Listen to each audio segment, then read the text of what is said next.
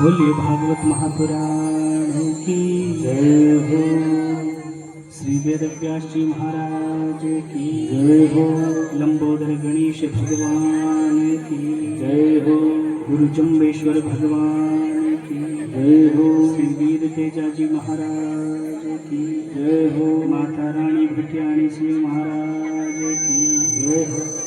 बालकृष्ण भगवान की जय हो। सभी भक्त अपने अपने स्थान पर विराजमान हो जाइए।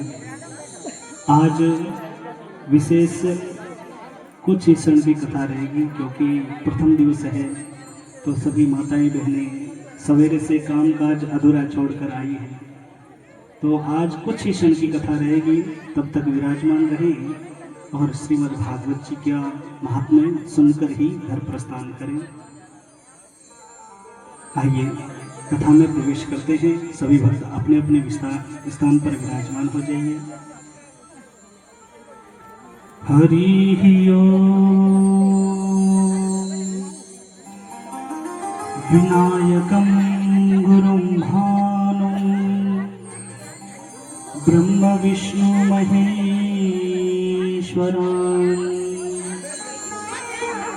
सरस्वतीं प्रणम्यादो तथा कार्यार्थ सिद्धये वर्णानामर्थ संज्ञानां रसानां छन्दसामपि मंगलानां च कर्तारो वन्दे वाणी विनायको भवानी शंकरो वंदे श्रद्धा विश्वास रूपिणो याभ्यां विना न पश्यन्ति सिद्धस्तान्तमीश्वरम् सच्चिदानंद रूपाय विश्वोत्पत्त्यादिहेतवे तापत्रय विनाशाय श्रीकृष्णाय वयं नमः। कृष्णाय वासुदेवाय हरये परमात्मने प्रणतः क्लेशनाशाय गोविंदाय नमो नमः। रामाय रामभद्राय रामचंद्राय वेदसे रघुनाथाय नाथाय सीताय पतये नमः। मनोजवं मारुततुल्यवेगं जितेन्द्रिय बुद्धिमतां वरिष्ठं वातात्मजं वानरयूथमुख्यं श्रीरामदूतं शरणं प्रपद्ये। आइए हनुमत विराजिए कथा कहूँ इतिहास तुम पायक श्री राम के प्रभु में चरणनी को दास। राम कथा के रसिक तुम भक्त राज महावीर प्रेम सहित आसन धरूं पधारो पवन कुमार।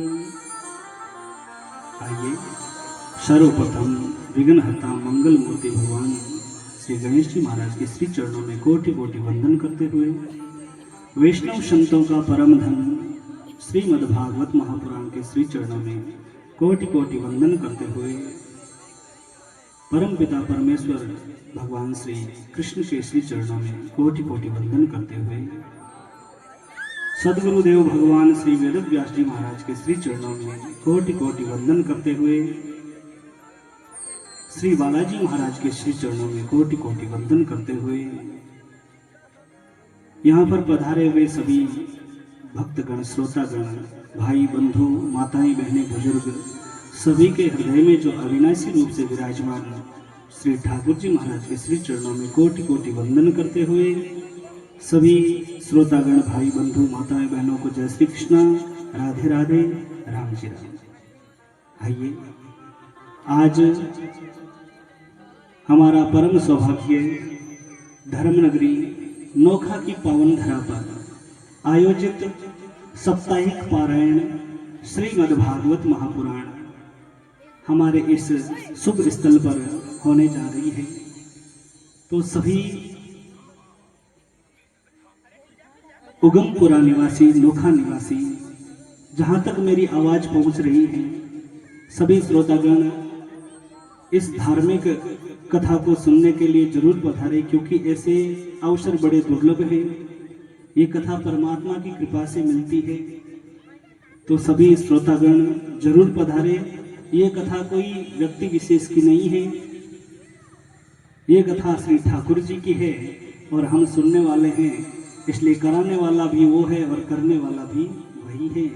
आइए कथा में प्रवेश करने से पहले मन और वाणी को पवित्र करने वाला भगवान नाम संकीर्तन बड़े भाव से करतल ध्वनि के साथ में सभी तालियां बजाते हुए बड़े भाव से गाएंगे। आइए।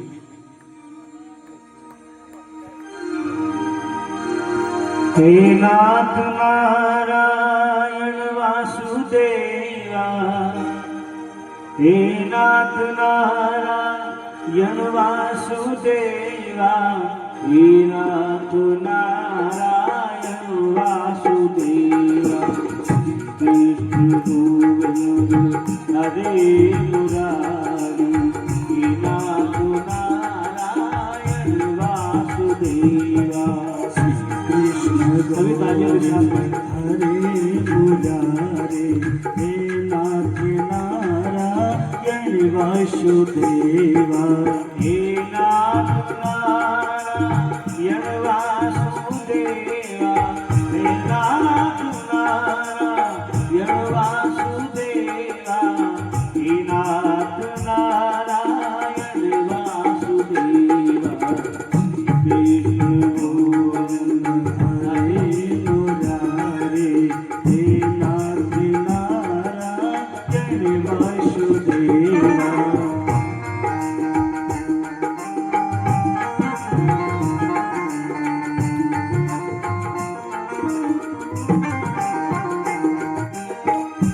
हे नाथ नारायण वासुदेवा, हे नाथ नारायण वासुदेवा, हे नाथ नारायण वासुदेवा। कृष्ण गोविंद हरे मुरारे, हे नाथ नारायण वासुदेवा। गोविंद बोलो गोपाल बोलो, गोविंद बोलो गोपाल बोलो, गोविंद बोलो गोपाल बोलो, गोविंद बोलो गोपाल बोलो। राधा रमण हरि गोविंद बोलो, राधा रमण हरि गोविंद बोलो, राधा रमण हरि गोविंद बोलो, राधा रमण हरि गोविंद बोलो।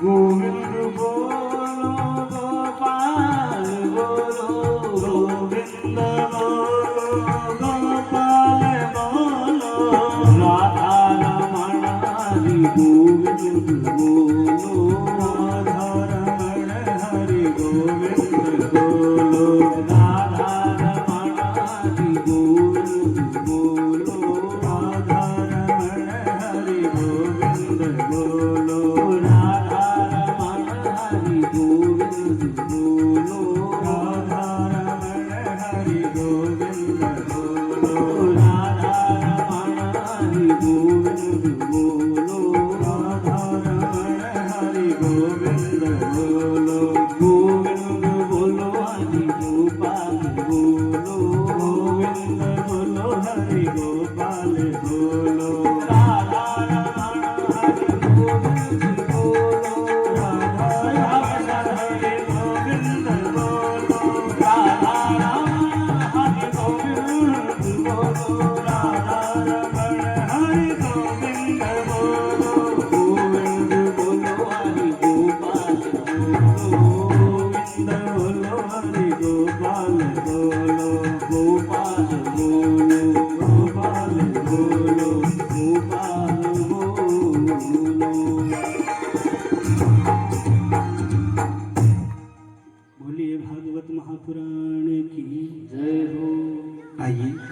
प्रवेश करते हैं।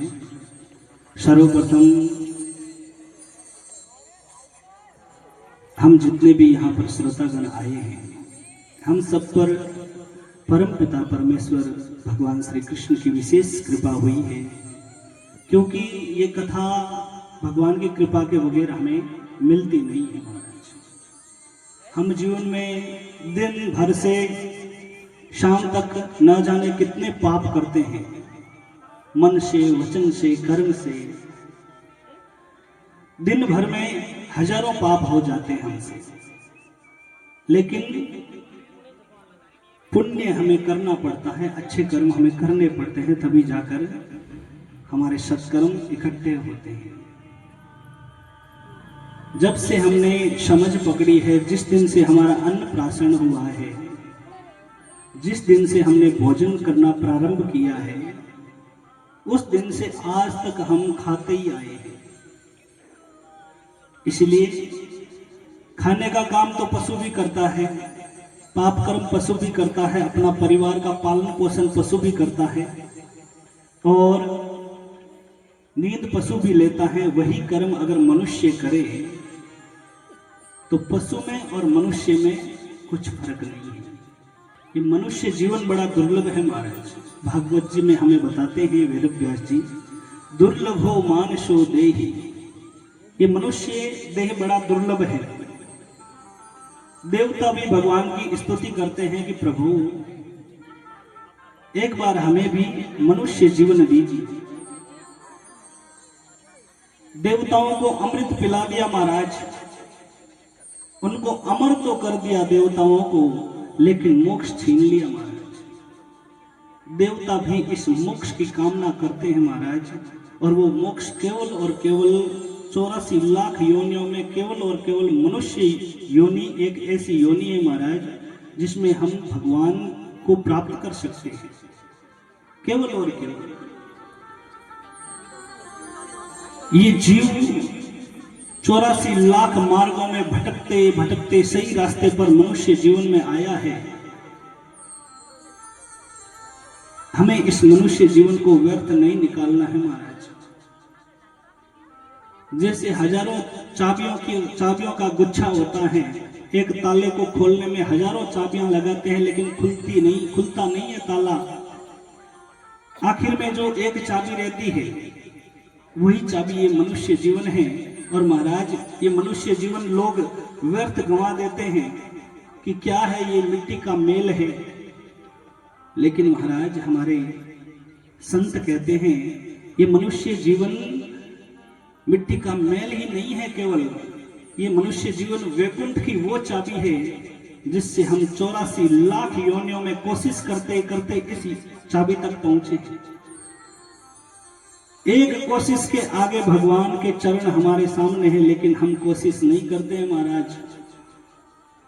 हम सत्कर्म नहीं करते, हम पाप मार्ग में चले जाते हैं।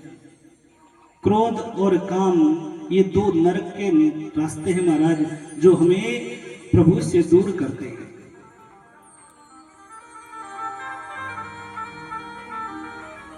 इस कथा में आने से पहले मैं आपको कुछ नियम है, मैं आपको बता देना चाहता हूँ। सर्वप्रथम कथा में आने से पहले हमें ये व्रत धारण करना होगा कि 7 दिन तक कथा शुरू होने से पहले 15 मिनट आधा घंटा पहले आकर विराजमान हुए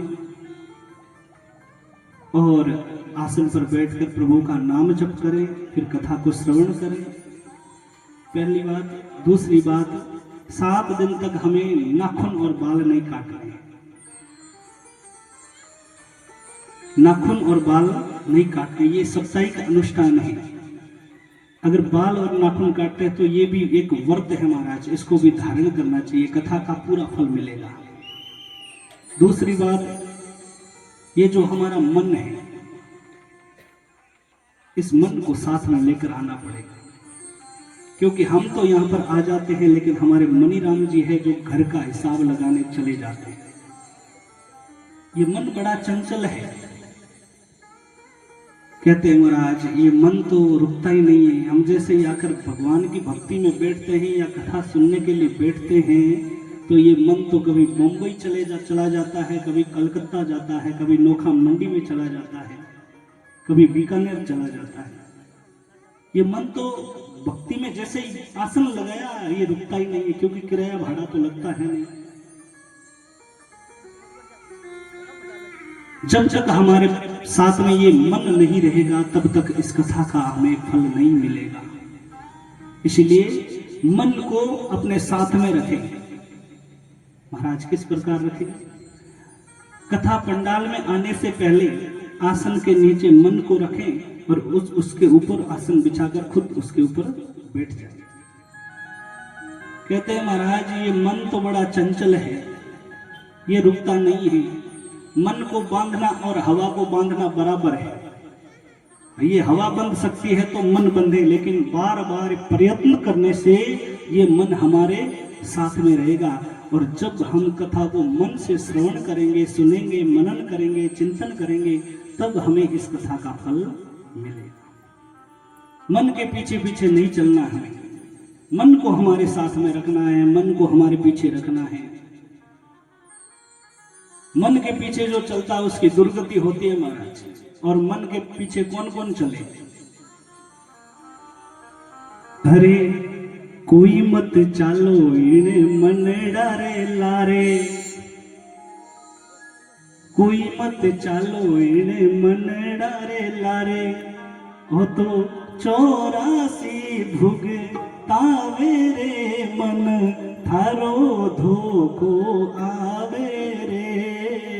कोई मत चालो इन मन डारे लारे, कोई मत चालो इन मन डारे लारे, 84 भुगतावे रे मन, थारो धोखो आवे रे।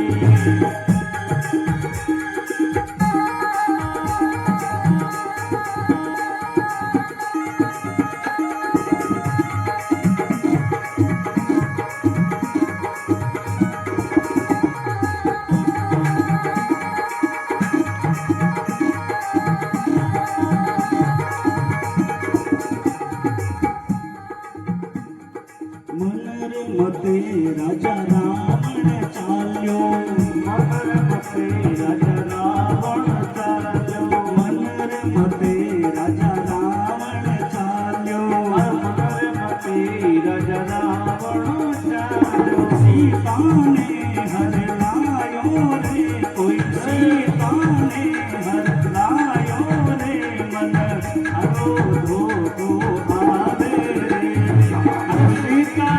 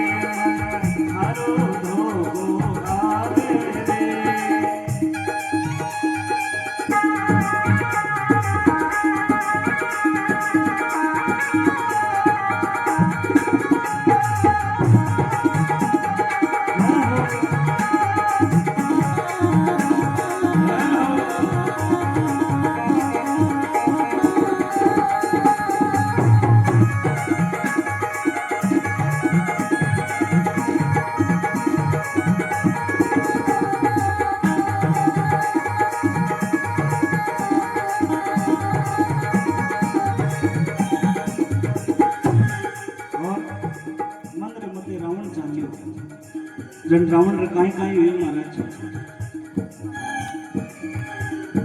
एक पलक में लंग जलाई, हर एक पलक में लंग जलाई, एक पलक में लंग जलाई, हर एक पलक में लंग जलाई। राज विभीषण पायो रे, कोई राज विभीषण पायो रे मन, थारो धोखो आवे रे, मन थारो धोखो आवे रे। कोई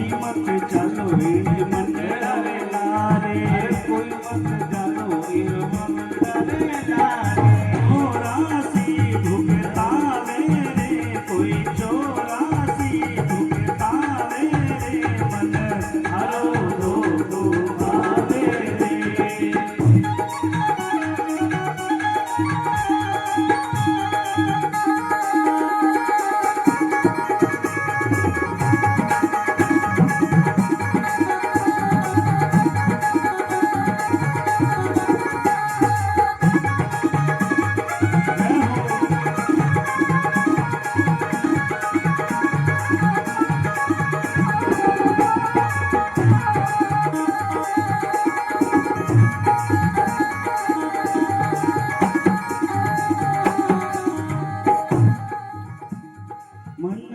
मते हिरणा कुछ चाल्यो अरे मन रे मते हिरणा कुछ चाल्यो मन रे मते हिरणा कुछ चाल्यो अरे मन रे मते हिरणा कुछ चाल्यो राम जी रो नाम छुड़ायो रे कोई अरे राम जी रो नाम छुड़ायो रे मन हरो धोखो आवे रे अरे राम जी रो नाम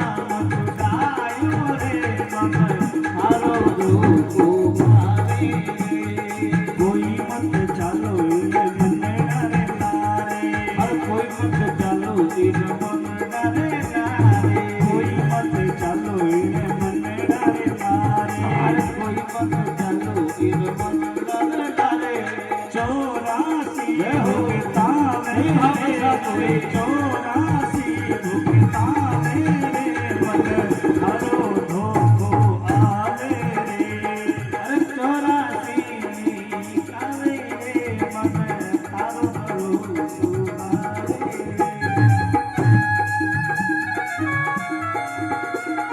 श्री राधे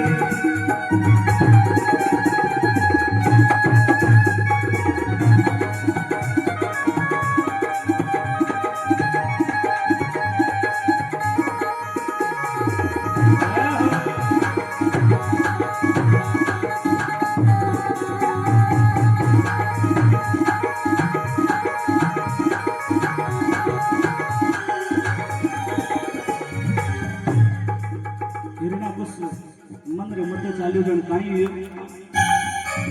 बताओ मन रे मध्य चाल्यो जण काई हुए खंभ फाड़ नरसिंह खंभ फाड़ हिरणा कुछ मार्यो खंभ फाड़ हिरणा कुछ मार्यो खंभ फाड़ हिरणा कुछ मार्यो खंभ फाड़ हिरणा नरसिंह रूप बनायो रे कोई नरसिंह रूप बनायो रे मन हरो धोखो आवे रे मन हरो धोखो आवे रे कोई मत चलो इन मन डरे लारे अरे कोई मत चलो इन मन डरे लारे कोई मत चलो इन मन डरे लारे अरे कोई मत चलो इन मन डरे लारे ओ तो चौरासी भुगतावे रे मन हरो धोखो आवे रे ओ तो चौरासी भुगतावे रे मन हरो धोखो आवे रे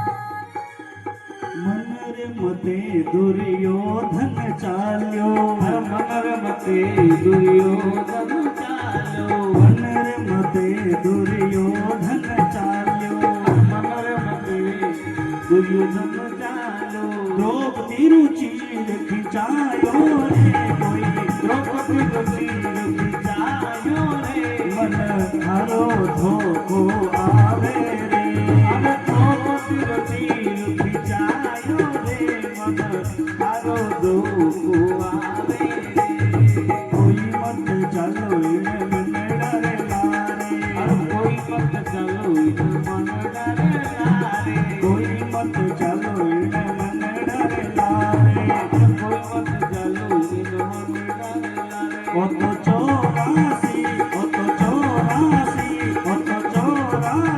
धुकतावे रे मन हरो धोको आवे रे चौरासी धुकतावे रे मन सारो धोको आवे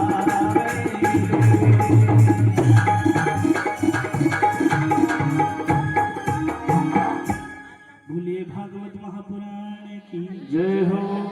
तो महाराज मणिराम जी ने सर्वप्रथम अपने वश में करना पड़ी। मणिराम जी जड़ तक अपारे खाने नहीं रहेला यूं ही हिसाब लगाने वास्ते जापरे वेला तो पछे महाराज कथा रो कोई सार को नहीं रहे। कथा हिंदी में भी चालेला, थोड़ी मारवाड़ी भी आवेला बीच में। समझ में तो आवे ना?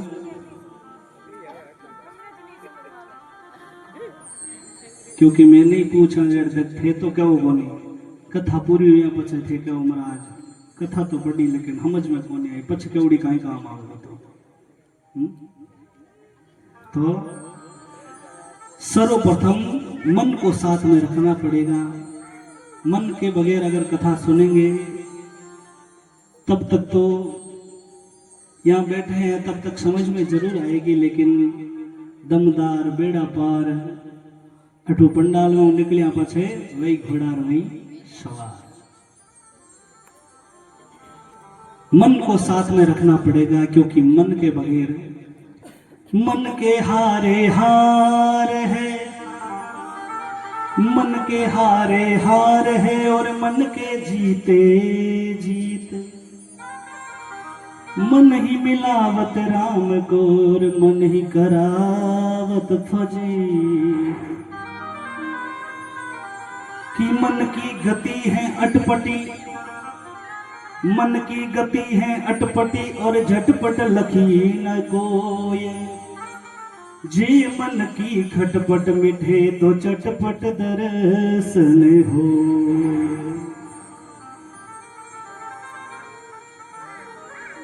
मन री जो गति है भी गति रो अंदाजो नहीं लगा सका।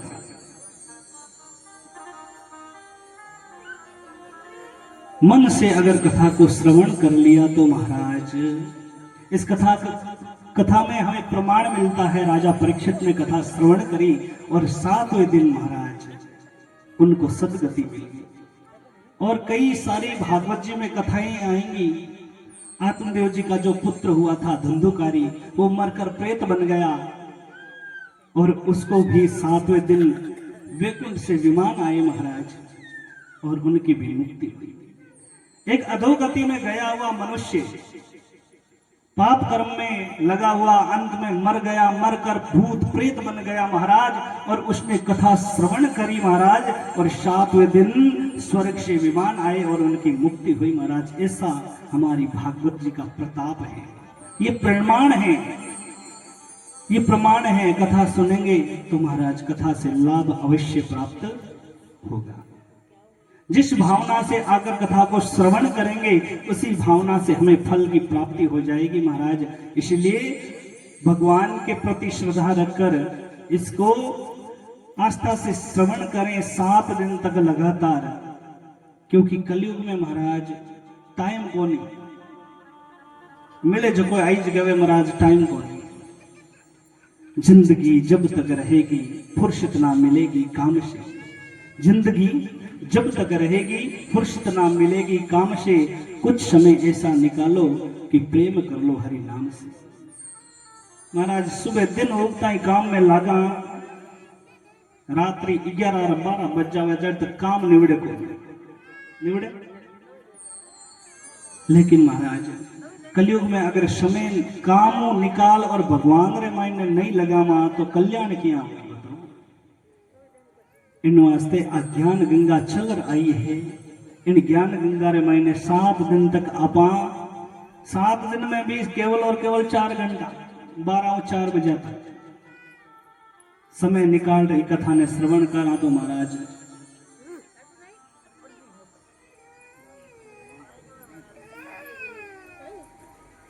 सात दिन तक कथा ने श्रवण कर आपा तो अपारो कल्याण अवश्य हुई, धुंधुकारी री मुक्ति हुई। और महाराज वठेरा जिता भी ग्रामवासी हा कथा श्रवण करने वाला विया ने भी पाची कथा श्रवण कराई गोकर्ण जी महाराज, और व्यारी भी सदगति हुई महाराज। ये भागवत इसका प्रमाण दे रही है, इसलिए हमें पीछे नहीं रहना है, इस कथा को श्रवण करना है। और नोखा तो धर्म नगरी है महाराज, नोखा में तो कथाएं दिन बे दिन होती रहती। नोखा रामायण तो कथा घनी ज हुए, अट बैठी माता बहना भाई बंधु यार माऊ तो लगभग 108 कहीं 216 कथा सुन ली हुई अंदाजा नहीं कि वे महाराज मैं तो 108 कथा सुनी। कथा तो सुनी लेकिन महाराज समझ में आई कौन क्यों। अगर पूछ लियो जावे कि राजा परीक्षित कौन हो, किरु बेटो और किरु पोतो हो, तो महाराज वो परीक्षित तो घणो दूर रह जावे, लेकिन अपारी खुद रे दादा परदादा रा नाम याद कर लिया, अपांडा रह जावे तो ही चौकी बात। तो कथा श्रवण करनी बड़ी बात नहीं है महाराज, कथा को समझना बड़ी बात है। इसलिए हमें समझ समझ कर कथा को श्रवण करना चाहिए। 7 दिन का ये बड़ा अवसर मिला है हमारे घर के पास, हमारे मोहल्ले में, उगमपुरा में। सर्वप्रथम ठाकुर जी की कृपा आप लोगों पर हुई, सर्वप्रथम ठाकुर जी की कृपा आप पर हुई, तभी हमें ये कथा कहने का अवसर प्राप्त हुआ है।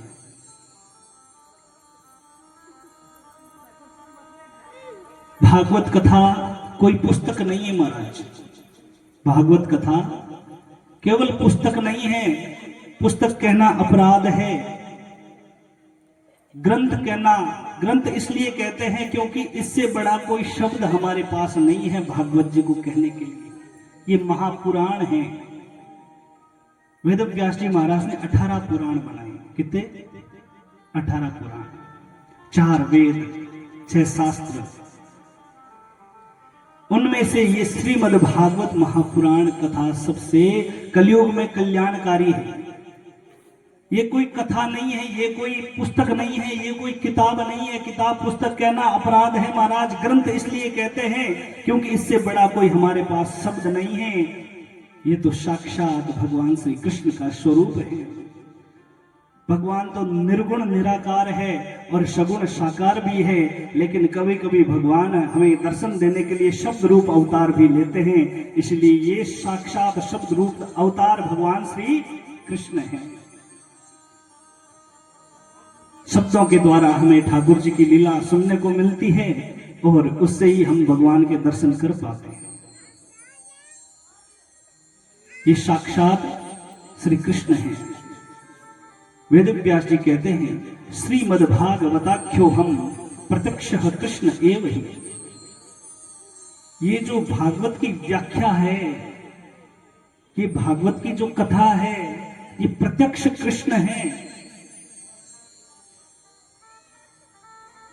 अगर मन से श्रद्धा से इस कथा को श्रवण करें तो भगवान के दर्शन होते हैं। इस कथा में महाराज राजा परीक्षित को जब श्राप लगा महाराज 7 दिन की मृत्यु का, तब वो भयभीत हो गया एक बार तो, लेकिन गुरु सुखदेव जी जैसे गुरु मिल गए और जैसे जैसे कथा को श्रवण किया, जैसे जैसे कथा को सुना, महाराज मृत्यु का भय दूर हो गया। और अंतिम दिन सुखदेव जी महाराज ने राजा परीक्षित को पूछा कि हे राजा परीक्षित, और कुछ पूछना चाहो तो पूछ लो, क्या तुम्हें अभी मृत्यु का भय लगता है? राजा परीक्षित ने कहा गुरुदेव, अगर कोई व्यक्ति गुरु की चरण शरण ले ले और श्रीमद् भागवत महापुराण का आश्रय मिल जाए तो उसको फिर मृत्यु का कौन सा भय लगे महाराज, क्योंकि जो आएगा सो जाएगा। जिसने यहाँ पर अवतार लिया है, जन्म लिया है इस मृत्यु लोक में, उसको एक दिन जाना तो है ही, लेकिन व्यर्थ में इस जीवन को नहीं गंवाकर सतमार्ग में लगाएं और भगवान को वापस प्राप्त हो जाएं। जैसे हम अपने घर से निकलते हैं और मार्ग भटक जाते हैं, वापस जल्दी घर नहीं मिलता, उसी प्रकार हम जिस शरीर को समझते हैं कि ये मेरा है, जिस वस्तु को कहते हैं ये मेरा है, इस संसार में बहुत सारी ऐसी वस्तुएं हैं जिसको हम अपना मान लेते हैं। ये घर मेरा है, ये गाड़ी मेरी है, ये जमीन मेरी है। महाराज मैं तो कहता हूं ये शरीर भी हमारा नहीं है। क्यों महाराज यहाँ क्या क्या वो शरीर तो अपारो ही है जन आपक में। मैं तो कहता हूं ये शरीर भी हमारा नहीं है। अगर हमारा होता तो ये घुटने दुखते नहीं महाराज, गोडा दुखता कौन नहीं। और शरीर अपारो होता तो अपारो कहनो मानतो कहीं भाई जी, अपारो शरीर होता तो अपारो कहनो मानतो महाराज। दुख तो जब टाइम कहता भाई रुक, दुख मत। और महाराज अंत में जिसको हम अपना समझते हैं वही हमारा एक दिन साथ छोड़ देता है महाराज। इसलिए जो हमें साधन मिला है, ये मनुष्य देह मिली है।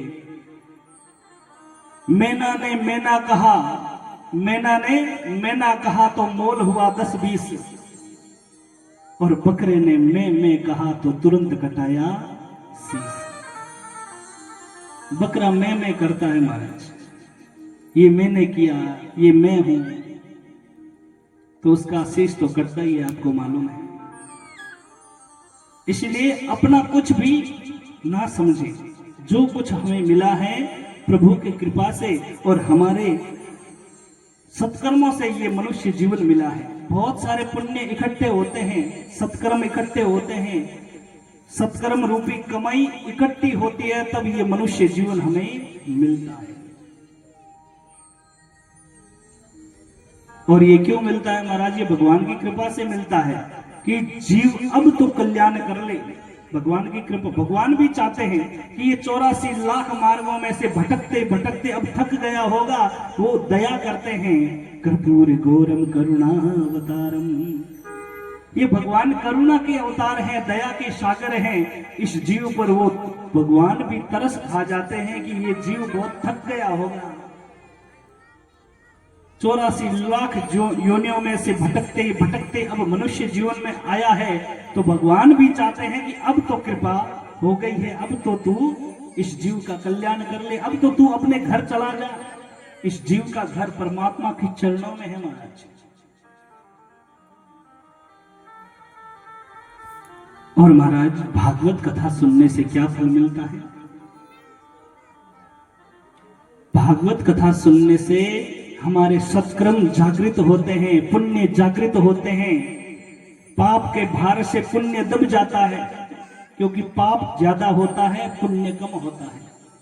कथा श्रवण करने से जो हमने सत्कर्म किए हैं वो जागृत हो जाते हैं और हमारा अच्छा ही अच्छा होने लगता है। फिर आज जो माहौल हमें प्राप्त हुआ है, आज जो हमें लग रहा है, चिंता हो रही है, हजारों प्रकार के दुख हैं हमारे मन में, लेकिन अगर सच्चे भाव से कथा को श्रवण करेंगे तो 7वें दिन हमारा मन इतना हल्का हो जाएगा, इतना हल्का हो जाएगा महाराज। मन से श्रवण करना पड़ेगा, कथा को मन से सुनना पड़ेगा। क्यों महाराज? मन ने तो रोका क्या, घर तो कपड़ा भिजोड़ा छोड़ रहा है, दौड़ा है पण हुकामणा बाकी है।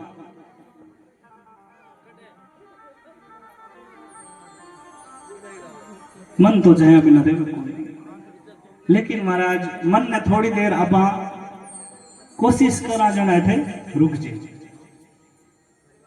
सर्वप्रथम नियम यह है कि कथा में मन को लगाना बहुत जरूरी है।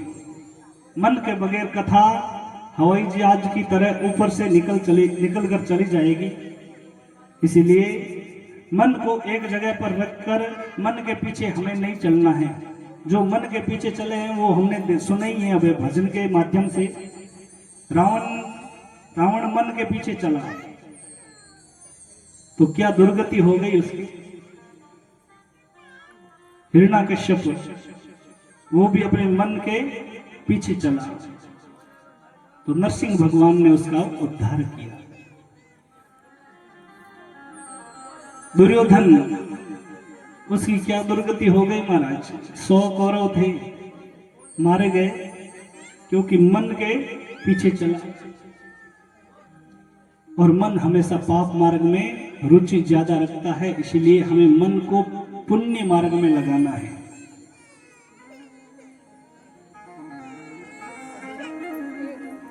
इस संसार में हम कहीं पर कुछ खरीदारी करने जाते हैं तो क्या होता है कि कहीं पर स्कीम रहती है कि एक के पीछे एक फ्री।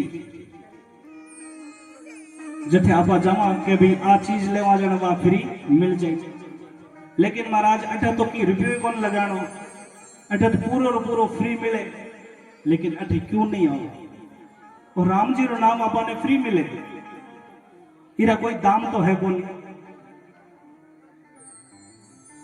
संसार की वस्तु फ्री मिले जन महाराज, बठे लाइन लाग जावे, भीड़ लाग जावे, लेकिन जो हमें आगे काम आएगा, जो वास्तविक कमाई है, जो वास्तविक धन है, जो हमें भवसागर से पार करेगा, वो फ्री में हमें इस मनुष्य जीवन में मिल रहा है।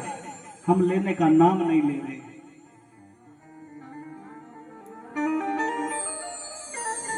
और ये कथा तो सार्वजनिक है। अगर कोई व्यक्ति अकेला कथा कराए तो महाराज 10 से 12 लाख 15 लाख रुपए लगते हैं। और सार्वजनिक में तो एकदम फ्री माइंड बैठकर कथा श्रवण करनी चाहिए। अगर कोई पर्सनल कथा कराए व्यक्तिगत, तो उसको ये भी चिंता रहती है कि किसी को पानी नहीं पिलाया तो वो बाद में बोलेगा। वो तो चौकीदार बन जाता है, उसके तो एक भी कथा पल्ले नहीं पड़ती महाराज। इससे अच्छा तो ये अवसर है कि सार्वजनिक कथा है, इसमें कोई जिम्मेदारी भी नहीं है। जिम्मेदारी तो ये बनानी पड़ेगी कि हमें कथा श्रवण करनी है, सुननी है।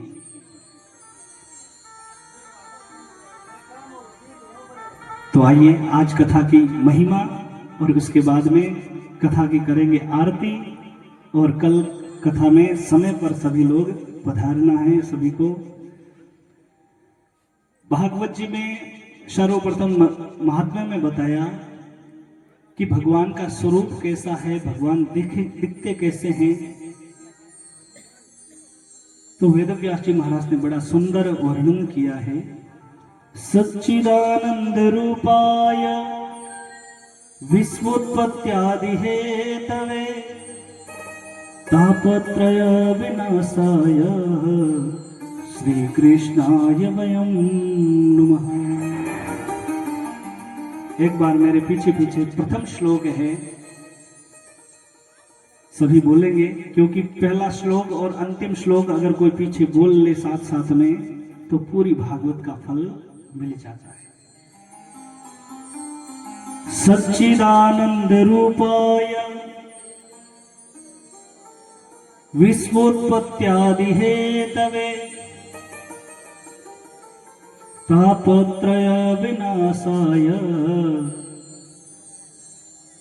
श्री कृष्णाय वयं नमः।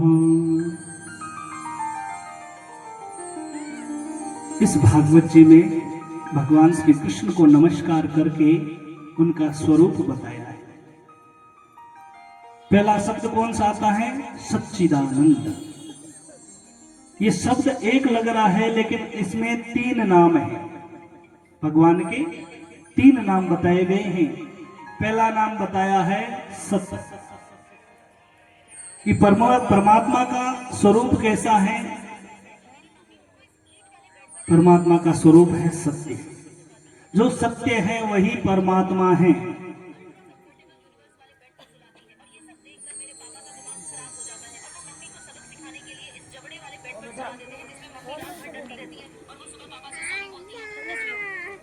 परमात्मा का स्वरूप है सत्य। जो कभी बदलता नहीं उसे सत्य कहते हैं। सत्य किने कहवे? जो कभी बदले नहीं। और दूसरा शब्द है चित।